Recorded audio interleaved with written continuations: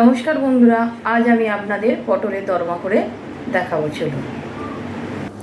প্রথমেই আমরা পটলটাকে ভালোভাবে কেটে ধুয়ে নেব। তারপর আমরা এই সাইডে সর্ষে আর পোস্ত ভিজোতে দিয়ে দেবো। তারপর কড়াতে তেল দিয়ে পটলগুলো ভাজতে দিয়ে দেবো।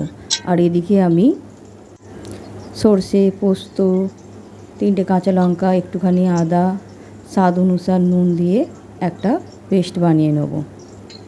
এই দিকে দেখুন আমার পটল ভাজা হয়ে গেছে। আমি এই পটলগুলোকে আগে থেকে একটু একটু কাট করে রেখে দিয়েছিলাম যাতে ওর ভেতরে গ্রেভিটা যায়। এরপরে আমরা কড়াইতে কালো জিরে ফোড়ন দিয়ে পেঁয়াজ ভালোভাবে ভেজে নেব। তার উপরে আমরা কাটা টমেটো দিয়ে ভালোভাবে ভেজে নেব। নিয়ে ওর উপরে অল্প পরিমাণ হলুদ দিয়ে আমরা পিষে রাখা যে পেস্টটা আছে ওইটা এবার আমরা দিয়ে দেবো। দিয়ে ভালোভাবে কষে নেব। তারপর আমাদের যে ভেজে রাখা পটল দিয়ে ভালোভাবে মশলার সঙ্গে কষে নেব। তার উপরে আমরা পরিমাণ মতো জল দিয়ে 10-15 মিনিটের জন্য ঢেকে দেবো।